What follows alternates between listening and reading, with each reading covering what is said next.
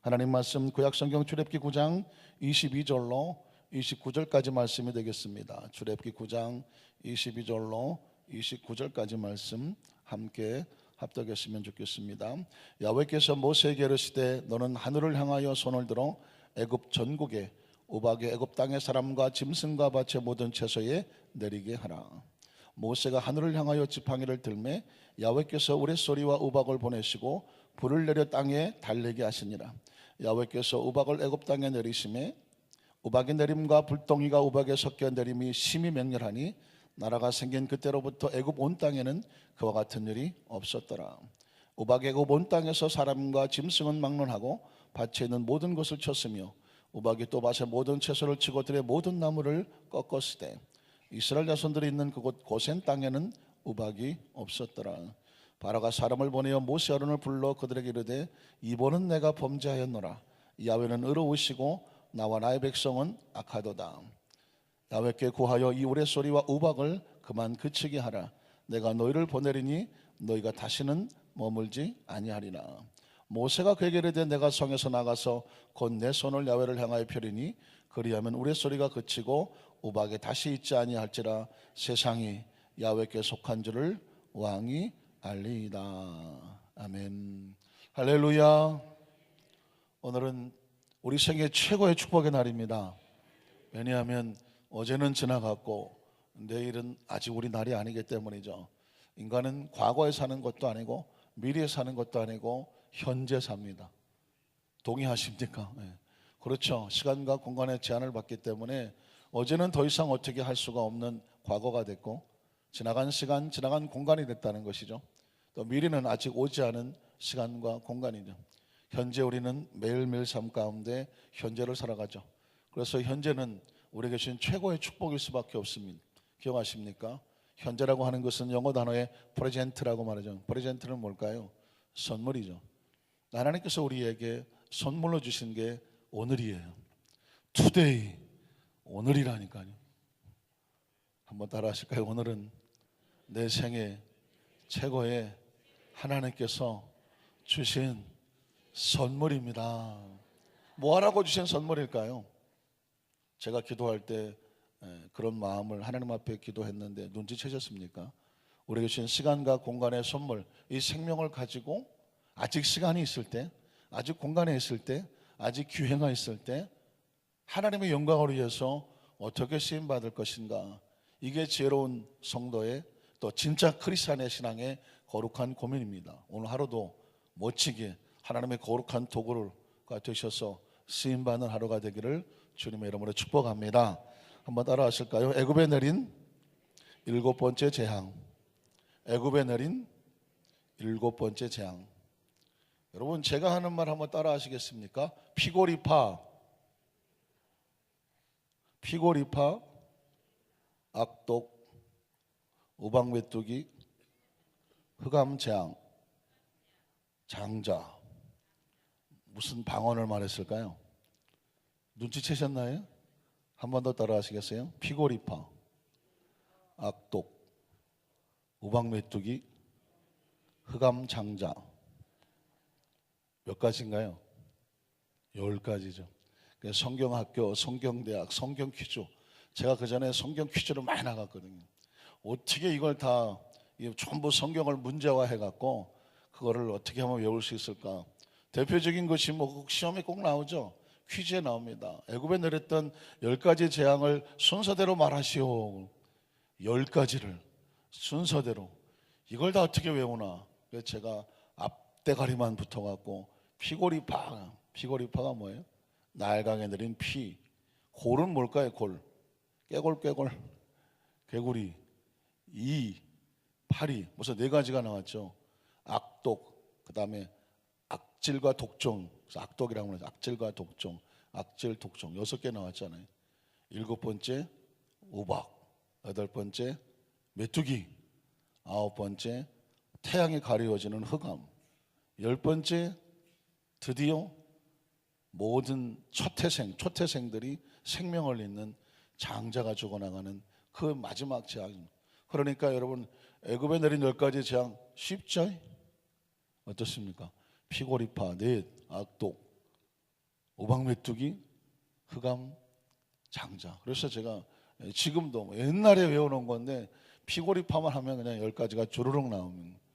오늘은 일곱 번째 재앙을 하는데, 혹시 이쯤 하다가 보면 왜 하나님께서 애굽에 10가지씩이나 재앙을 내리고 있는가? 목적이 있겠죠. 한번 따라 하실까요? 하나님 안에서 모든 것에는 이유가 있고 목적이 있다. 다른 말로 말하면 하나님은 계획 속에서 움직이시는 거예요. 이 땅에 벌어지는 모든 것, 자연적인 현상, 세계적인 현상, 내 개인의 삶 속에 벌어지는 것은 이유 없이 벌어지는 것은 절대로 없습니다. 기억하십니까? 공중에 나는 참새 2마리도 이유 없이 떨어지지 않는다고 말했습니다. 하나님이 허락하지 아니하면 절대로 떨어지지 않는다. 들에 핀 꽃도 하나님께서 먹이식을 비신다. 무슨 소리를 하고 싶어 합니까? 이 세상에 벌어지는 그 어떤 것들도 하나님의 계획과 정확한 섭리에서 그것에 의해서 움직이지 않는 것은 없다는 거죠. 그러니까 세상의 풍조가 나날이 갈리고 머리 위로 미사일도 날아가고 ICBM은 수도 없이 수십 년에 들었는데 최근에 보니까 또 알렘 대륙간 탄도탄이 있는 것 같은 것보다 좀 짧은 것도 있고 요즘 생전 듣도 보다 못한 일을 많이 벌어지지 않습니까? 트럼프 대통령이 유엔에서 총회에서 연설을 하면서 북한을 통째로 날라버릴 수도 있다. 여러 가지 소리도 날려요. 그 소리 다 듣고 앉아 있으면 세계가 금방이라도 전쟁이 떨어질 것 같으죠. 그런데 우리는 크리스찬 입장에서 지구 안에서 보는 것이 아니라 지구 밖에서 봐야죠. 왜냐하면 우리는 3차원적인 존재가 아니라 4차원적인, 이미 예수를 믿는 순간 여러분은 육신은 3차원에 살지만 영혼 4차원적인 존재거든요. 하나님의 관점에서 세상을 바라보는, 지구 안에서 바라보면 아무것도 안 보이지만 지구 밖에서 바라보면 하나님의 계획과 섭리가 보이죠. 그러니까 하나님의 차원으로 바라봐야 됩니다. 믿으십니까? 혹시 아십니까? 소련에 제일 먼저 지구 바깥으로 날아가서 우주에서 지구를 바라보고 나서 했던 이야기, 이야, 조그만 별이네. 조그만. 지구 바깥에서 로켓을 타고 인공위성을 타고 날아가서 지구를 내려다보니까 아주 요만한 새파란 별, 지구 색깔이 파랗답니다. 그래서 아이고 조그만, 손톱만한 별이네. 그러니까 우리가 이렇게 안에 있으니까 세상이 막 넓어 보이지만 지구 바깥으로 나가서 내려다보면 아주 조그만, 아주 작은 별에 불과하는 거죠. 그러니까 우리는 우리의 관점으로 보면 세상은 난리의 소문이지만 하나님의 관점에서 보면 계획과 섭리 속에서 움직이니까 우리는 그 소리를 들을 것이 아니라 하나님의 음성을 들어야 되는 줄로 믿습니다. 왜냐하면 분명한 목적과 이유가 있어요. 여러분 10가지 재앙이 애굽에 내릴 때 애굽은 난리가 났겠죠. 왜 그렇게 했을까요? 첫 번째, 하나님께서는 이스라엘 백성을 건져내시려고 하는 거예요. 애굽에 내린 재앙의 10가지 재앙의 첫 번째 목적은 다른 게 아닙니다. 무슨 불이 떨어지고 무슨 재앙이 문제가 아니라니까요. 하나님은 그 가운데서 이스라엘 백성을 애굽에서 한다? 건져내는 게 목적이었어요. 출애굽기라니까요. 이스라엘 백성이 애굽에서 더 이상 있기 어려워지니까 하나님께 부르짖어 기도합니다. 하나님, 우리를 이 땅에서 건져 주십시오. 그들의 부르짖는 소리가 야훼께 들리니 야훼께서 권념하셨더라, 계획하셨더라. 이 백성을 건져내야 되겠구나 마음에 작정하고 계획하셨더라. 그래서 이스라엘 백성을 건져내기로 하셔서 출애굽의 계획을 세웁니다. 첫 번째 목적, 재앙의 목적은 뭐냐? 이스라엘 백성을 애굽에서 건져낸다. 두 번째, 하나님께서 건져내는 가운데 바로의 마음을 강팍하게 해서 하나님의 진노를 사게 한다. 이 세상에서 가장 감사한 축복은 하나님 앞에 마음이 열리는 거예요. 말씀을 들으면 열리는 거고, 회개가 되고 감동이 되고 은혜가 되고 결단이 되고 각오가 되고, 말씀을 들으면 그 말씀 안으로 들어갈 수 있는 것, 순종될 수 있는 것, 이게 축복이에요. 인생의 삶에 가장 축복 아닌 것, 저주란 말 쓰고 싶지는 않지만 축복이 아닌 것은 뭐냐면 들어도 열리지 않는 것, 회개가 되지 않는 것, 순종이 되지 않는 것, 은혜가 되지 않는 것, 감동이 되지 않는 것, 복종이 되지 않는 것, 순종이 되지 않는 것. 가장 가슴 아픈 사람이 바로예요. 내가 그의 마음을 강팍하게 해서 말씀을 들었으나 순종하지 못하게 하리라. 내리는 10가지 재앙의 목적은 이스라엘은 건지고 바로의 마음은 진노 앞에서도 마음이 열려지지를 않아. 그래서 하나님의 진노의 빌미가 되죠. 그리고 재앙의 세 번째 목적은 뭘까요? 그 재앙을 통해서 애굽 사람이 섬기던 그 신들을 심판하는 것입니다. 하나님 대신에 섬겼던 것들이 그 재앙 속에서 다 무너져 내려가는 것입니다. 애굽 사람들이 의지했던 그 10가지 신들이 얼마나 허무한 것인지, 하나님 앞에서 얼마나 허무한 것인지를 그들로 하여금 알게 하는 것이죠. 그러다 보면 눈치가 채겠죠. 하나님께서 내리는 이 재앙의 목적은 뭐냐? 이스라엘 백성들 앞에서 하나님이 누구인지를 알고, 너희를 인도하실, 너희를 출애굽시킬 하나님이 누구인지를 알게 하고, 그들을 붙잡고 끝까지 안 놓으려고 하다가 초토화 되는 그 바로에게 하나님이 누구인지를 알게 하고, 그리고 그 주변 나라들이 보지 않겠습니까? 야, 애굽에 난리가 났다네. 이스라엘 백성들은 나가려고 그러는데, 바로 왕은 안 내보내려고 그러는데 그 땅에 막 상상치 못한 난리가 쏟아졌다네. 주변의 국가들이 보면서 웬 소문이 얼마나 빠르겠습니까? 왜 그랬대? 왜 그 나라가 왜 그랬대? 왜 그랬을 것 같아요? 그 초토화시키는 것은 그 배후에 하나님이 계시대. 그 이스라엘 백성이 믿는 하나님이 계시대. 온 세계가 하나님이 누구인지를 알게 하려고 했다는 것입니다. 결국 목적은 뭐냐? 하나님이 누구인지를 알게 하는 거죠. 이스라엘 백성이 주인공도 아니고 애굽이 주인공도 아니에요. 누가 주인공일까요? 오늘 이 시간 여러분이 이 오늘 말씀 이후에 성전을 나갈 때 머릿속에 칵 박혀야 될 것은 뭐냐면, 주인공은 누구다? 하나님이네요.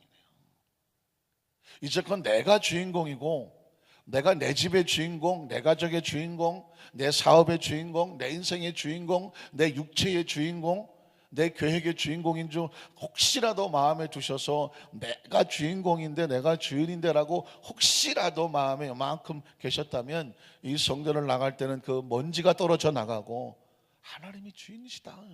오늘 하루도 살게 하신 하나님의 목적과 이유가 하나님께 있다. 하나님의 마음으로 꽉 채워서 나가면 여러분은 어디를 갖다 놓아도 안전합니다. 평안합니다. 왜 그럴까요? 하나님이 주인이시니까.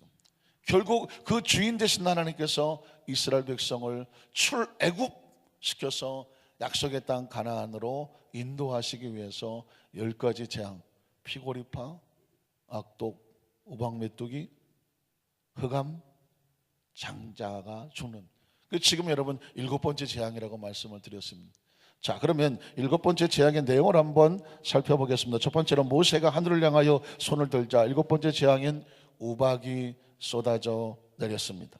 출애굽기 9장 22절로 24절입니다.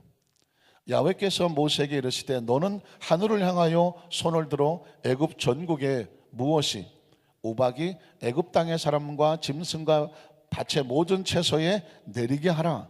그 다음처럼 모세가 하늘을 향하여 지팡이를 둘 때 야훼께서 우레소리와 우박을 보내시고 불을 내려 땅에 달리게 하시니라. 야훼께서 우박을 애굽 땅에 내리심에 어떻게 될까요? 우박의 내림과 불덩이가 우박에 섞여 내림이 심히, 자, 불과 우박이 얼음덩어리가 동시에 내리죠.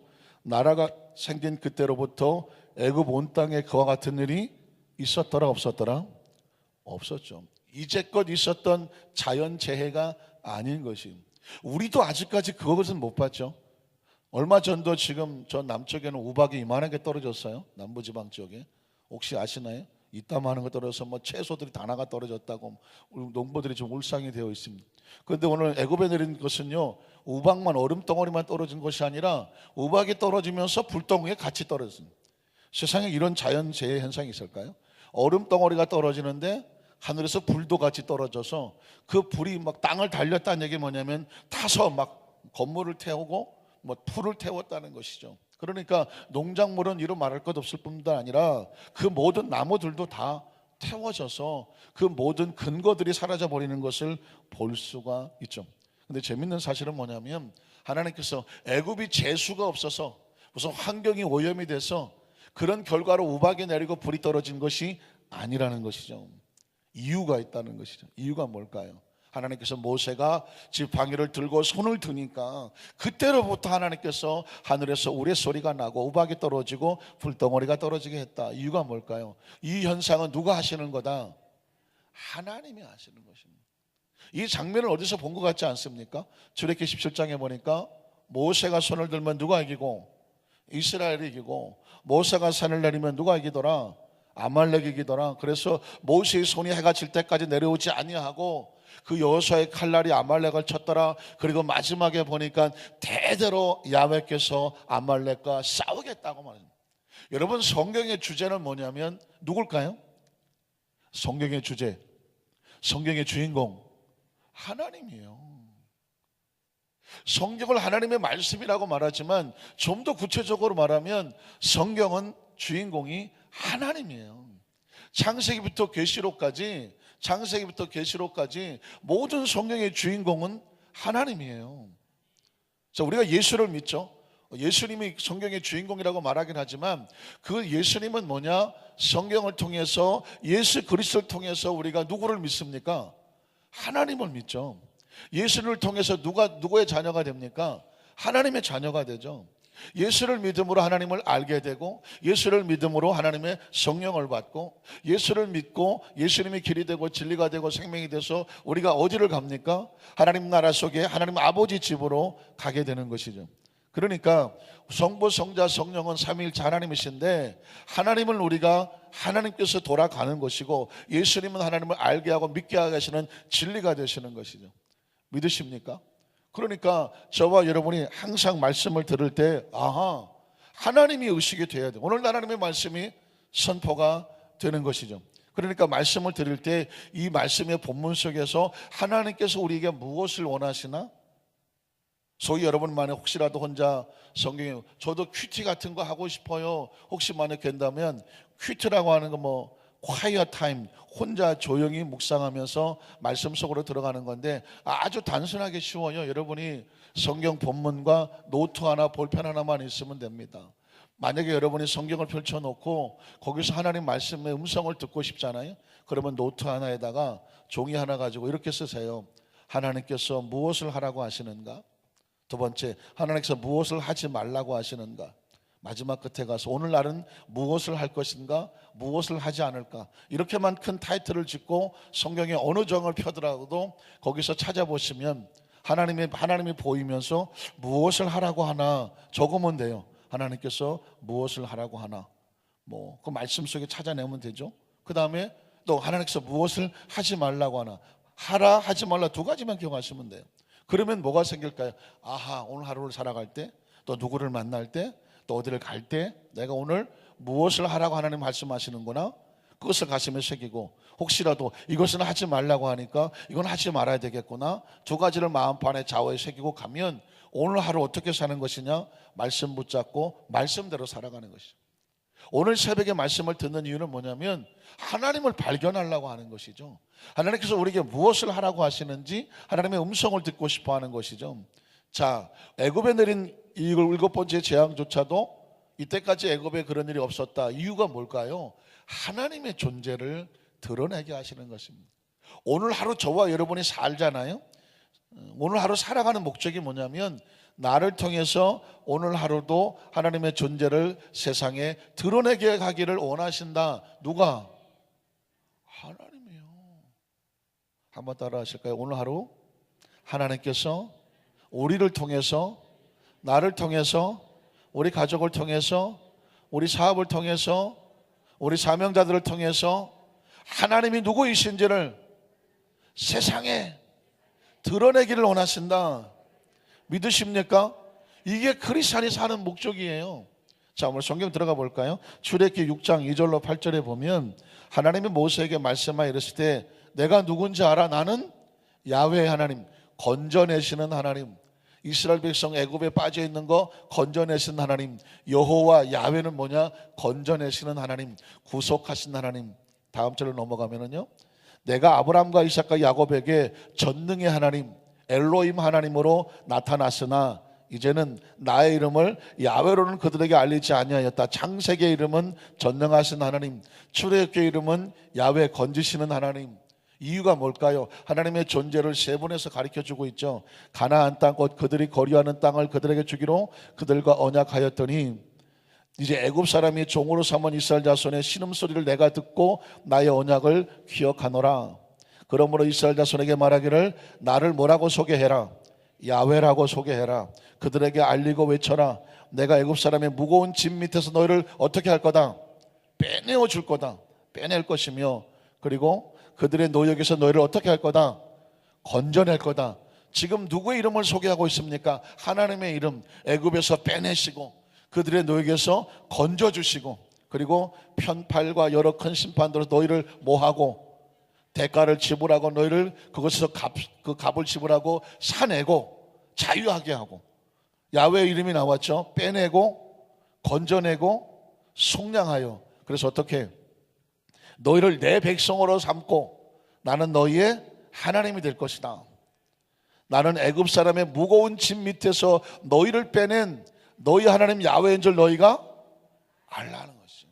자, 하나님은 이스라엘 백성들 앞에서 야훼 하나님 빼내고 건지고 속량하고 그리고 자기 백성으로 삼고 그 하나님이 되어주신 하나님, 그 이름이 뭐라고요?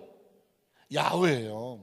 야훼란 이름의 뜻이 이런 하나님이. 그래서 하나님은 첫 번째 이스라엘 백성들에게 하나님이 누구인지를 알려주고 싶고 출애굽기 7장 1절로 5절에 보면 또 7장 1절로 야훼께서 모세에 이르시되 볼지어다 이제 내가 너를 바로에게 신같이 되게 하였은즉 내 형 아론은 내 대언자가 되리니 내가 네게 명령한 바를 너는 내 형 아론에게 말하고 그는 바로에게 말하여. 하나님의 계획이 보이죠? 그에게 이스라엘 자손을 그 땅에서 내보내게 할지니라.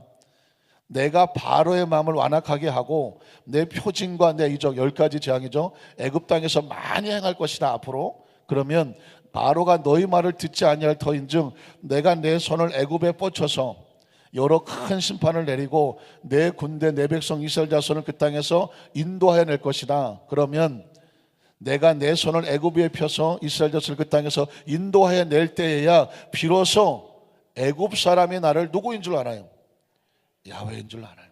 자, 지금 여러분에게 하나님의 마음과 하나님의 의도를 소개하고 있습니다. 하나님께서 하시는 10가지 재앙은 애굽 이스라엘 백성에게 야훼라는 이름을 드러내시고 애굽 사람에게 하나님이 어떤 분인지를 알게 하시고 더 나아가서 출애굽기 9장 25절로 29절을 보면 우박이 애굽 온 땅에서 사람과 짐승을 막론하고 밭에 있는 모든 것을 쳤으며 우박이 또 밭에 모든 채소를 치고 들의 모든 나무를 꺾었으되 이스라엘 자손들이 있는 그곳 고센 땅에는 우박이 없었더라.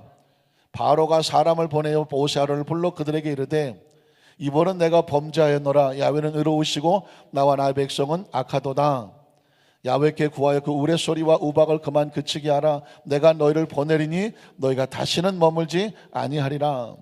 모세가 그에게 이르되 내가 성에서 나가서 곧 내 손을 야훼를 향하여 펴리니 그리하면 우레소리가 그치고 우박이 다시 있지 아니할지라. 누가?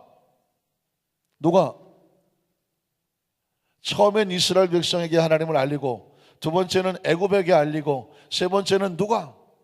세상이. 가장 중요하다는데 한번 따라 하실까요? 세상이 누구를 알아야 돼요? 야훼께 속한 것을 왕에게 알린다는 거예요. 그러니까 여러분 보세요. 하나님께서 지금 우리가 하나님의 음성을 듣고 말씀을 들으면서 알 것은 뭐냐면 하나님께서 지금 행하시는 모든 역사는 자기 백성들에게 하나님을 알리신다. 그 백성을 대적하는 원수들에게 하나님을 알리신다.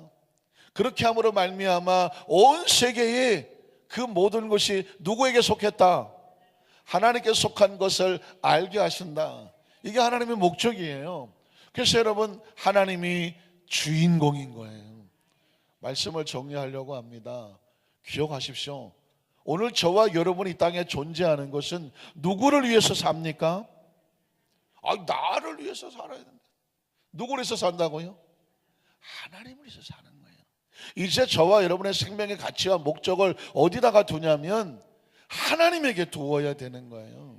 여러분이 건강이 필요하다면 건강의 목적은 하나님입니다.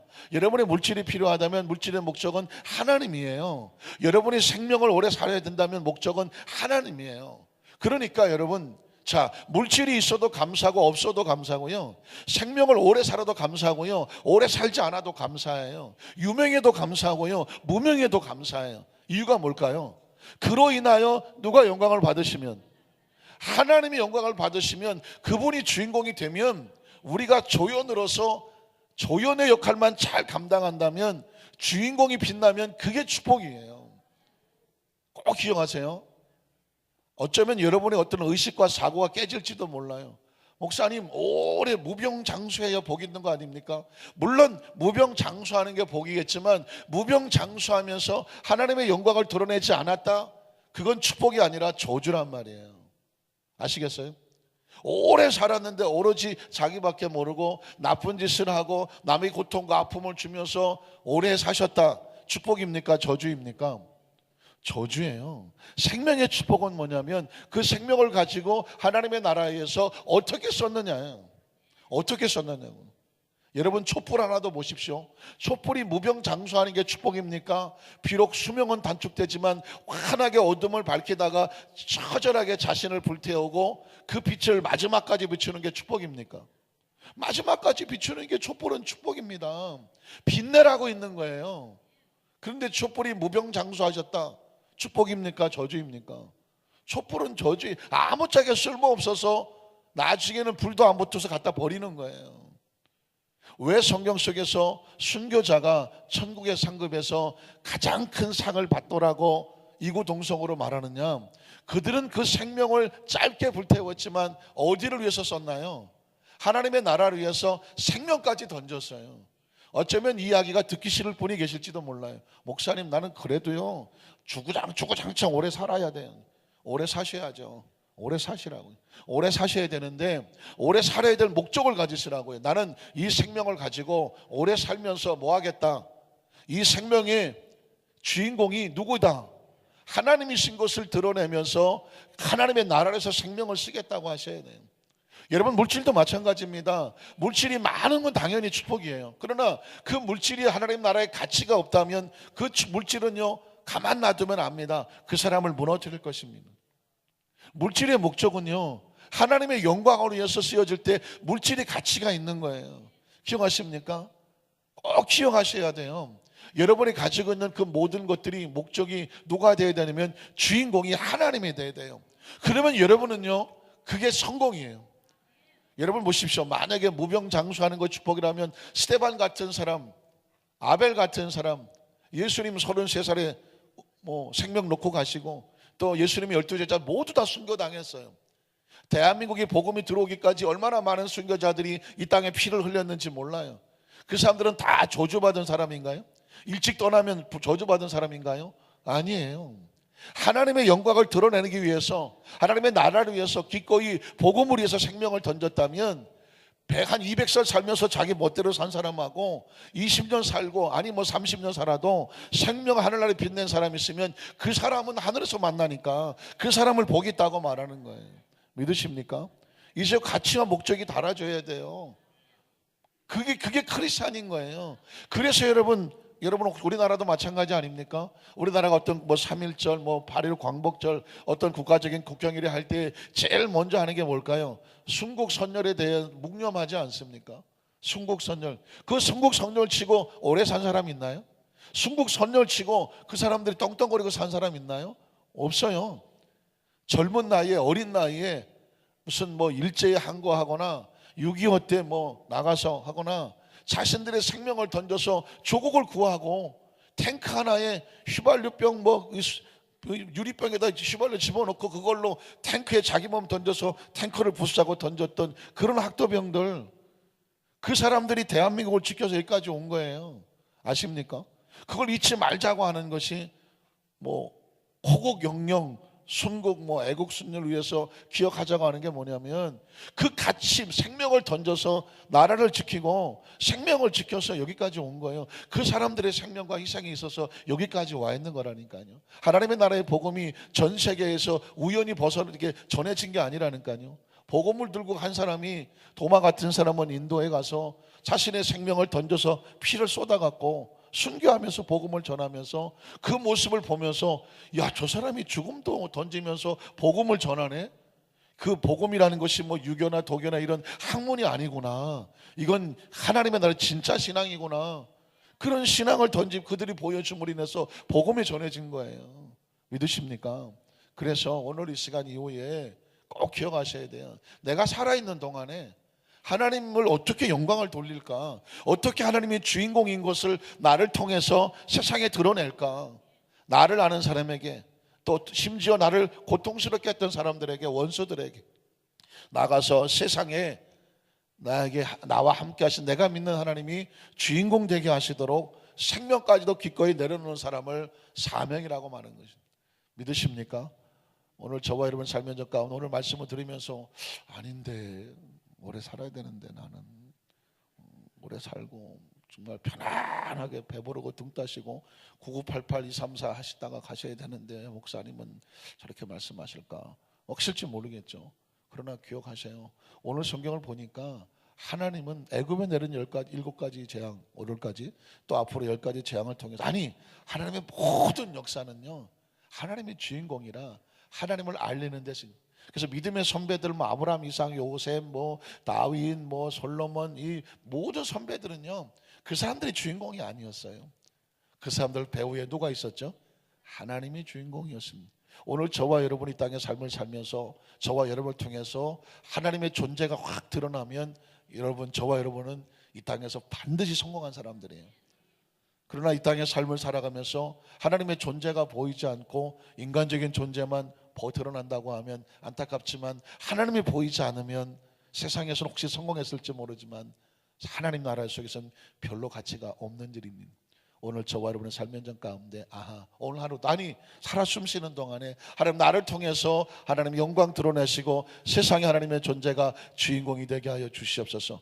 그런 축복의 통로를 되시기를 주님 이름으로 축원합니다. 기도하겠습니다. 전능하신 하나님 아버지 감사합니다.